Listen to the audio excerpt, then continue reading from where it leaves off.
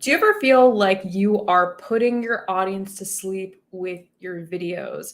Do you feel like you are absolutely boring them to tears, but you want to learn how to be more interesting during? You and I both know that you could have the best topic in the world. You could hit the nail on the head with what pain point they are looking for. And here's the thing, how you say how you speak during your videos matters. The words that you choose matters. Your tone of voice matters. Your body language and your pace, it all goes into becoming a compelling speaker. And if you don't have those skills to become a really, really good speaker, people are going to be bored during your videos, and then they're not going to get to the end of those videos. They're not going to then take advantage of your call to action. They're not going to continue on to the next step of working with you. And here's what I see all the time. So many people are obsessed with hacking a social media algorithm, or they're obsessed with learning little gimmicky tips and tricks for how to attract more viewers. And don't get me wrong, I do want you to learn and teach you how to attract new viewers. But one of the absolute best ways to do that is by upskilling and up-leveling your ability to clearly communicate your ideas so that your audience walks away feeling like they've won. Because when you can get one person winning, and you can get one person an incredible result after they watch your videos and they have this huge light bulb moment, they're going to go and share it with someone else. And then that person's going to share it, and it builds this incredible momentum. And that's not coming from hacking any type of algorithm. It's coming purely because you are up-leveling and upskilling and continuing to evolve as a speaker who knows how to hook their audience right off the bat, who knows how to keep their audience engaged with their language and their tone and their body language and all that amazing stuff that I mentioned at the beginning of this video. So as you are hopefully gathering at this point, this video is where I'm going to give you my 5 top tips for captivating your audience so that you can keep them engaged the entire time. So first up, if you are here with me live, drop me a hashtag live, or if you're watching the replay, you can drop me a hashtag replay. If you don't know who I am, my name is Alex Carmelli. I'm a video marketing strategist who helps coaches and course creators and online service providers create really, really simple videos that have a huge impact, but without the tech overwhelm, without breaking the bank, and so that you can finally build that audience who raves about your work.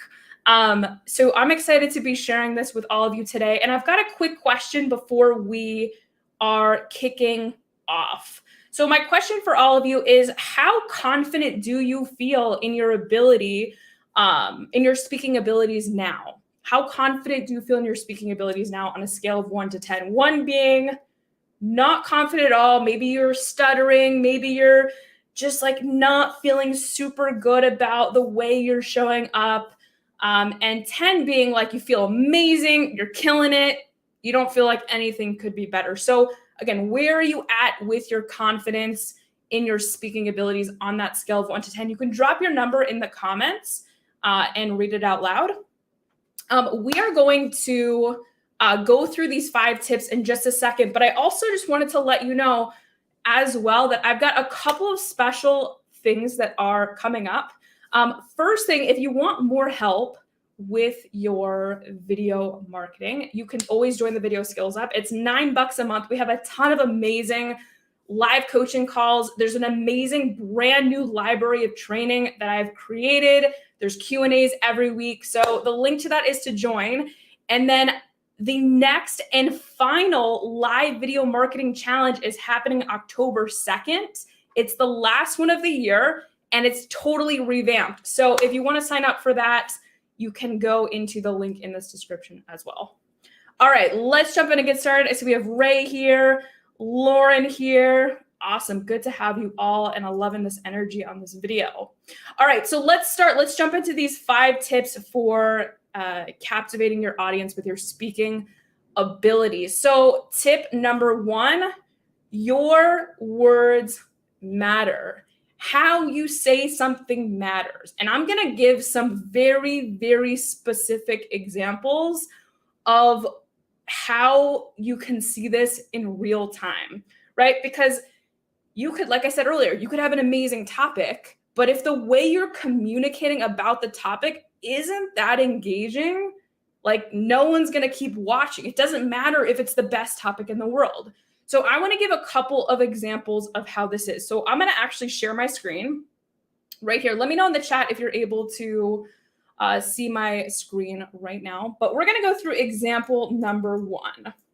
So example number 1 here is going to be a career coach. So first line. So what I'm going to do is, this is actually what the intro to your video, we're going to focus on the intro to video. So you all know you got like 5 seconds to hook people into your videos, right? You got to be quick and compelling and concise and say exactly who your videos are for. And so let's take a career coach who's introducing their video. This is their intro line. This is one intro line, right? I'm hoping to share some good advice to help you gain confidence at work, right? This is one option for a title. Here's the second option. In this video, I'm going to blow your mind with the 5 best tips I've got for building confidence at work so that you can land your next promotion. So in the chat, which one are you more likely to hang out and listen to? Is it A or is it B? And let me know below, are you interested in A or B? I'm going to tell you that like I am most likely going to be going with B here for a lot of reasons. Number 1, in the first example, you can see I'm hoping to share some good advice. That's so fluffy. I'm hoping to share some good advice. Like I would want to know, what the heck specifically am I getting out of this? Like we're talking about confidence at work and you sound like you're questioning your ability to confidently tell me this stuff, right? And so that's the first thing. It's not we want really clearly, what are people going to walk away with? So we've got, I'm going to blow your mind with 5 specific tips. Having those 5 tangible things is really, really powerful, those 5 things. And then we're also bringing it back to their goals about landing a promotion at work, right? So I see people saying clearly B. Yes, duh, 100%. Let's do another one. And again, we're focusing on how your words matter. So if someone's opening line is this, it's most likely not going to do as well as the second one, even though you're saying essentially something similar. All right, let's talk about the next one. So the next example is of a personal trainer. So in this one, we've got making time to work out should be easy if you are making the time. Here's a routine. And these are actual, just so you know, these are people that I've actually worked with that I've just taken and kind of used some of their stuff. So this is real stuff that we've worked with. So this is the first one. And then let's look at B. So B is stop scrolling right now if you want to learn how to get a full body workout in 20 minutes without wasting time putting together a plan and something that you can do from the convenience of your home, right? So I probably should have switched up the order, but again, which one are you stopping for, A or B? Like most likely you're going to be stopping if you are hearing B. And one thing that I want to highlight here is that there's objection handling, right? Well, number 1, you're saying stop scrolling, like you've got this powerful stop scrolling right now but also you've got this objection handling where you're saying, don't worry about putting the plan together. You don't have to do any work. And don't worry about having to go to the gym to do this. Don't worry about having to leave your house to do this even. Like you're making it even more compelling. You're getting rid of any objections that might stop them from then joining the video, right? So obviously we've got B. And then let's do one last one here. I'm just going to reveal all of it at once. I should have switched up the ordering a little bit, but this is like a dog trainer. This is another one. Let's say the first example is, let's talk about the foundations of sitting and staying for your dog. Not terrible, but here's what it could be revised to. 5 non-negotiable principles every dog owner should have in their toolbox to get their dog to sit and stay on command every time, even if you feel like you've tried everything. So again, the first one isn't bad, but like think about how much more compelling the second one is. where you're acknowledging maybe they feel like they've tried everything. You're giving them a tangible 5 non-negotiable principles, right? Where you're like, these are the 5 things where it's clear what you're going to be covering versus let's just talk about foundations is very broad and doesn't necessarily convey like the exact intent of what they're going to get. So I hope this is making sense. This first point of like why your words matter so much, because you can have the same intent as someone, you can have the same idea or thought, but the way you communicate it and the way you use language to bring that idea to life is going to make or break your success with video. Your ability to create this imagery is super, super important. Awesome. So I see Lauren saying so much sense, Ray saying principal steps, so much more appealing. Awesome. Amazing. All right. So we're going to keep moving. I'm going to stop sharing again, and we're going to move on to juicy tip number 2 in becoming a compelling speaker. So if you're with me, give me a yes below. Let me know we're good so far, and we're going to keep going. Tip number 2 is that controversy starts conversation. Controversy starts conversation. So what does that mean?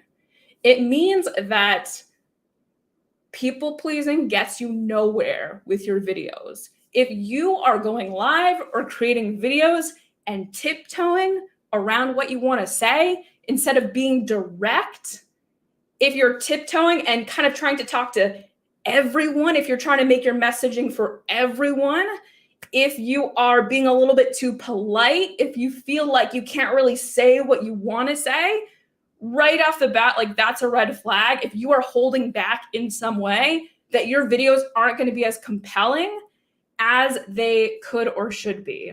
And so when I say controversy, I don't mean like it has to be negative drama and a negative thing. Like controversy can be a good thing too. And what I mean by that is it can spark good conversation that gives people light bulb moments. So like bad controversy could be like if you're like throwing shade at like people and like just putting other people down and like, I don't know, it's not helpful, right? Versus another controversy could be like busting a really big myth in a polarizing way, but in a constructive way that is keeping people stuck. And I'm going to give some examples again for all of you, but this is incredibly, incredibly important. Don't tiptoe around your audience. Say what you mean, right? Don't try to create content for everyone. If you are creating for everyone, you are creating for no one. If you are trying to please everyone, you are going to please no one, right? And so let's look at some examples right now. Okay. So I've got all the docs today. So let's look at example number 1. So let's look at a fitness example. So one example could be about, let's say you're creating a video about your opinion on supplements, right? One title that's kind of tiptoeing around how you feel is why supplements don't work, right? So maybe that's what you want to have a video on. You're like, I don't believe in supplements. So your title could be why supplements don't work. Or you can say most supplements are absolute BS and you can find everything you need in a nutrition plan. So again, which one's more polarizing? Is it A or is it B? I really should have switched up the order. Everything's B. Just a spoiler alert. I need to revise that for the next time around. Maybe make it a little harder for you guys. But yeah, like I think B is definitely a more polarizing thing. It's going to get people's attention, right? It's going to wake them up and be like, oh man, this person has something to say, right? That's one example of polarizing language. Let's do another one. Another one could be a confidence coach who is educating around getting rid of other people's opinions. So maybe one of the topics or one of the lines they say in their video is, just don't worry about other people's opinions. And it's fine, but like how many times have we heard that before where we're like, or someone has said to you, don't worry about someone else's opinion. Don't worry about what this person's saying. Like you've heard it a million times. Versus what if you said it like, If you're a slave to external validation and live shackled by other people's belief system, you will never hit your goals.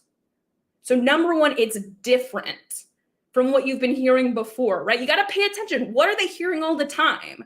Because if you're saying the same thing over and over and over again, and they're hearing it over and over again from not just you, but from everyone else online, in one ear out the other, no one's paying attention. So that's the first thing, is that it's different. The second thing is that it's bold. You're saying, if you're a slave to external validation, that is bold language, right? That's not you tiptoeing around it saying, oh, don't worry about other people's opinions. So that's going to grab attention right off the bat as well, right? Okay, let's do one more, and this is for yours truly, video marketing. So here's one that I've done before. So one could be, video script writing should be easy. And this is probably something you guys have heard all the time. It's something that I see like people making ads on or saying. But my polarizing way of saying it would be, if it is taking you longer than 20 minutes to write your scripts every week, you've got to reassess how clear you are on the goals you have for your videos, or you're not being clear enough on what you want to achieve with your videos.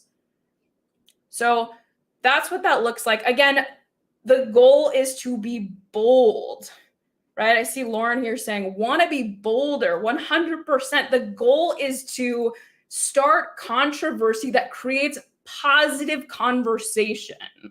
Start controversy that doesn't create negative drama, but creates insightful conversation between you and your audience, right? It creates conversation that allows them to start thinking differently, that allows them to start to realize in what ways they might be holding themselves back, in what ways they might be sabotaging their success, right? So controversy starts conversation. If this is making sense to you, comment below. Controversy starts conversations.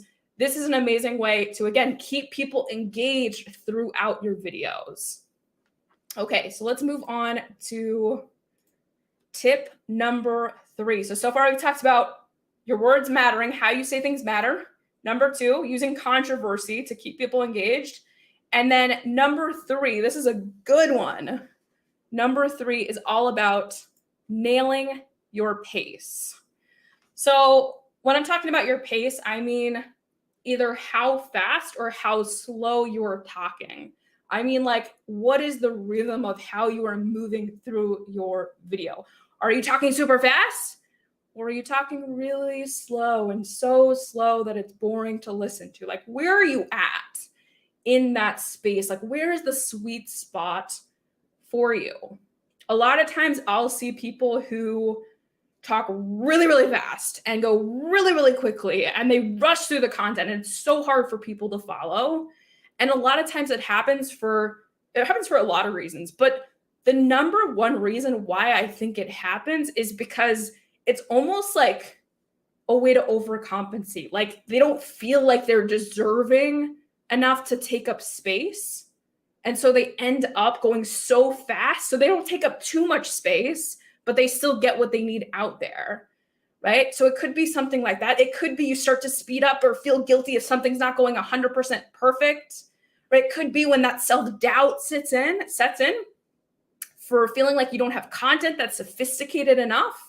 It could be that you are staring into the eye of the camera lens and you see yourself and you're like, I don't look the part, I don't sound the part, or I don't have the right tech. And then all this doubt comes in and you're like, let me rush to get through the end. But I think at its core, it's this idea of like not feeling deserving of taking up space. And let that sink in. Like, if you are someone who can take your time, who can understand at what pace you need to go, understand that the people that really need to hear your message are going to be there and listen and aren't going to want you to rush, right? That shows a very high level of confidence and belief in yourself that's going to attract people. So that's the first thing. When we're talking about pacing, don't go too fast, right? So I hope this is making sense so far. On the flip side, we want to make sure that we're not going too slow, right? I have seen some people go live that I'm like, oh my God, I wish I could speed this up to like 1.5x. You know how you can do that on like YouTube videos? You can speed people up if they're talking really slow, or on courses, like usually there's that function. You can't do that when people are live or whatever, but like that's important. Like pay attention. If you're someone who's a little bit of a slower talker, like be mindful of that, because sometimes it can feel a little too slow.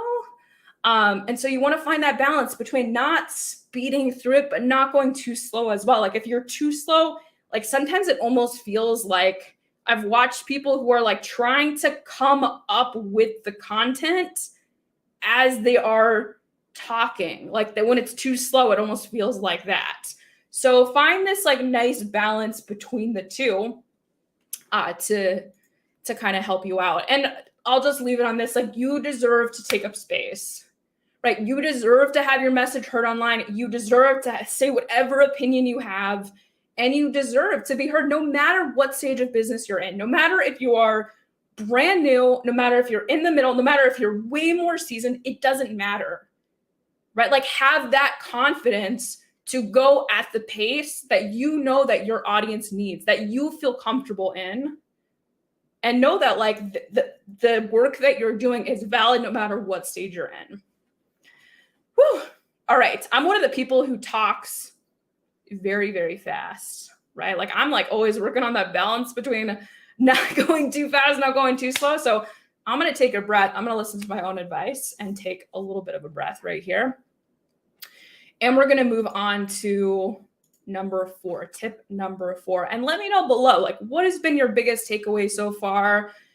Let us know like what it is that you're learning that other people could benefit from too. And we're going to tip number 4.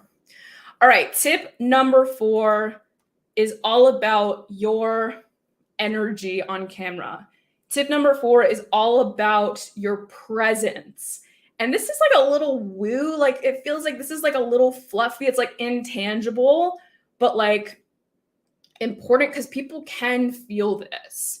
And so it's really, really important to be mindful of your presence. If you don't like the word energy, just think of it as like your presence, right? So if you come on live or if you're recording a video and you go into it and you're like, I don't want to be here. Like, I'm not excited to do this. I have so much other crap to do. I have so much other stuff going on in my life.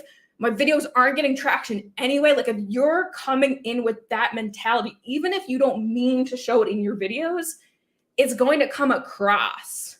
And so that presence is you start to, maybe your voice doesn't sound as passionate. Like maybe you sound more monotone, or maybe you're a little more hunched over. You're not paying attention to your posture. Maybe your video starts to kind of have the going through the motions type of feel, where it just feels like you're checking off a box versus excited to teach it, right? That's kind of like the low energy or the low presence. Versus like if you have that high energy when you come into a video, it means that like you're going to have passion infused into your tone, right? You're sitting up, you're looking directly into the camera. It means that you are going to go the extra mile to engage in the comments. It means you're going to like show up on another level than if you were in this like negative place. So some of that stuff, like being really extremely mindful of like what energy, what presence are you bringing? And to be honest with you, if you are someone who feels like every time you're creating a video, it just feels exhausting, or the topics you're talking about are exhausting for you, like think about like, is this an area that like you really have a passion for? Like when I go live even for right now, like I hope every time I go live, like you guys can always feel like my energy. Like I'm excited right now. Like I love talking about this stuff. I love talking about how language has an impact in, your retention rate throughout your videos. I love geeking out about video titles. I love talking about how to get, more people to show up. Like it's just stuff that like lights me up. And so if you're not having that feeling, number one, maybe it's like sometimes you just got to ride out the suck for a bit. But sometimes like we got to think about like, all right, why aren't these topics lighting you up? So just some food for thought. All right. So that is number 4, talking about energy and presence. And I know I've got on the screen, if you don't want to be there, why would your audience? And that's the question you want to ask yourself, But if you go into creating this video and you're not in the right headspace, just remind yourself, if you have this feeling right now, that's the feeling your audience is going to have. Right? So make sure, do your best to go and clean slate and bring the right presence. Okay. All right. Tip number 5. Your silence says a lot. Maybe we need like a moment of silence here or something, but your silence says a lot. So what I mean by that is that it's important to make sure that just like we're pacing ourselves through how quickly or how slowly that we move, we also want to be aware of like how much we're saying, and if we know how we're impacting the people on the other end. So for example, if you have a big, bold point that you've made that's kind of heavy, that is really hitting home, that is something that's going to trigger a lot of thought, are you someone who's just going to keep adding? We're like, and then there's this, and think about this, and this, and this, and this, and you just keep going and going and going. And then the person on the other end is like, oh man, like I'm a little overwhelmed. Like I'm not sure what to think about all this. I don't think I can do this. Or are you someone who shows restraint? You're someone who knows how to edit. You're someone who knows how to pause and use silence as well throughout your video. So if you make that big, bold point, you could add and add and add, or you could pause and you could be like, what do you think about that? Or what would happen if X, Y, and Z were to be the truth? And then you pause. I'm just making this up. But whatever big, bold point you make, that pause is there. And it shows another level of confidence. Because if you're able to hold space for other people to think, it means you know that your messaging is having an impact. And you know that you don't need to fill that space. You have filled that space so sufficiently that you don't need to keep adding. Like it's sunk in. And now you're giving people the opportunity to process, right? It's showing how freaking confident you are in the messaging, in the content that you're delivering, right? It's effectiveness. And so I'm not saying to pause for like 5 minutes. That's awkward. Like we're not going to be like, and use your silence says a lot. And then just like nothing for like a really long time, right? It's like your silence says a lot.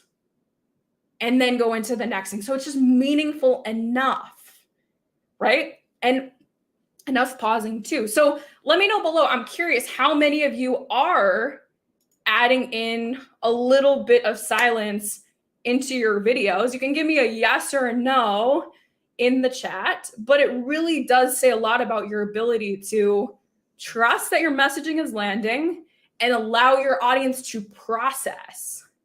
It's also been in really, really good speakers that I've heard. It's a great way to build suspense with some of your storytelling as well, but that's a topic for another day, but something to think about.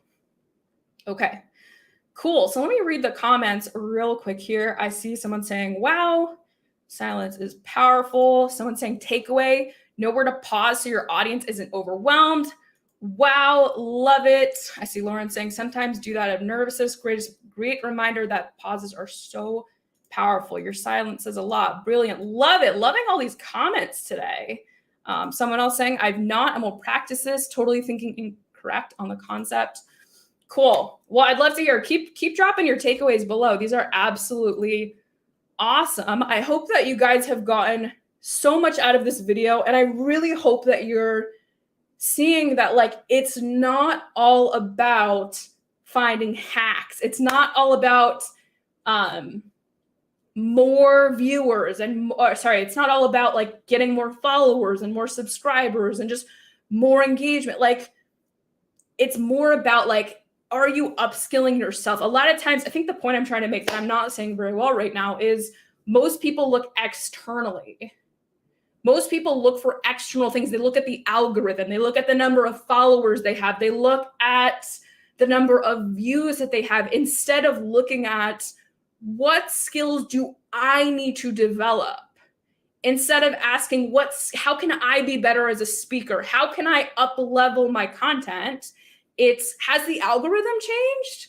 Or is my audience doesn't care about that pain point the same way anymore? It's always looking internally first and making sure you're evolving, because the people who are looking internally, the people who are evolving, like, they don't have those same issues. And yes, they have to pay attention to algorithm changes and things like that, but not the same way, right? Because you have those people who continue to follow you, right? You have that loyal community who loves and looks forward to what you're doing.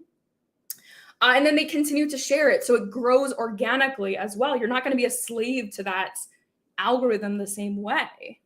And so just to kind of end this, because I know people are probably going to be curious about this too. What do you do to up level? What do you do to upskill? So it could be things like, it could be something like listening back to your videos and figuring out where you could do better. It could be joining mentorships and getting your videos evaluated. Like in the video skills lab, like last week, I had one of our students submit a video and we went and dissected the entire video and figured out what she could be doing better, right? It could be getting your scripts looked at in the same way. Right? We do this every single week in the skills lab. We do it in my accelerator, because that's how you're going to start to get better and better, when you have an outside perspective that can come in and hone that language, right? So those are just a couple examples of how you can start to really improve right off the back. Perfect. All right, cool. So let me know if we've got any questions at all below. I'm going to read through the comments and then we'll sign off. But first off, too, just so you know as well, I mentioned this earlier in the video, but we have the final live video marketing challenge. It's a free challenge starting on October 2nd, 2022. It's the final one of this year. So get into it.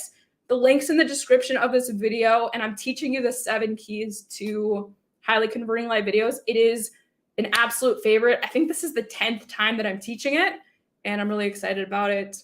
If you're someone who's already done it, or if you're someone who doesn't want to wait, you can also join the Video Skills Lab. Like I said, it's $9 a month.